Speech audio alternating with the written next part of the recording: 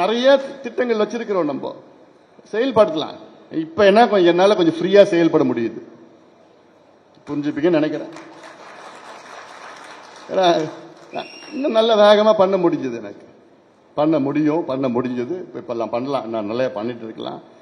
நான் மனசுல அது அப்படியே எனக்கு தெரிஞ்சவங்களுக்கு தெரியும், என்ன நல்லா தெரிஞ்சவங்களுக்கு எதுவும் எல்லாம் மனசுல நான் போட்டுப்பேன். வெளியில எதுவும் நான் என் முகத்துல தெரியாது, எதுவும் தெரியாது. ஆனாலும் நான் அப்படியே வச்சுட்டு இருப்பேன். அப்படியேதான் இருக்கும். இதுக்கு மேல நான் பேசணும்னா அப்புறம் ரொம்ப நான் எமோஷனல் ஆயிடுவேன். அப்புறம் நம்ம மீடியா நண்பர்கள்லாம் இருக்கிறாங்க, அவங்களுக்கும் அப்புறம் நம்ம தீனி போட வேண்டியதா இருக்கும். அதெல்லாம் வேண்டாம்.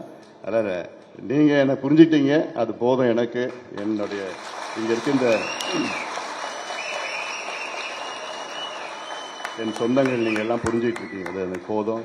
அது அடுத்த நம்ம வேலைகள் வேகமாக நம்முடைய உணர்வை எப்படி நீங்க காமிப்பீங்க, இந்த களத்துல இறங்கி இந்த வேலைகள் செய்து வேலை திட்டங்கள் முடித்து அடுத்த கட்டத்துக்கு நாம் முன்னேறுவோம். ஏன்னா இந்த நம்ம களம் நமக்காக இருக்கின்ற களம், இது நமக்காக இருக்குது. அது நிச்சயமாக நல்ல வகையிலே ஆக்கப்பூர்வமான வழியிலே உங்களை நான் வழி நடத்துவேன். நம்முடைய மருத்துவர் ஐயாவுடைய கொள்கைகளை நாம் நிறைவேற்றுவோம்.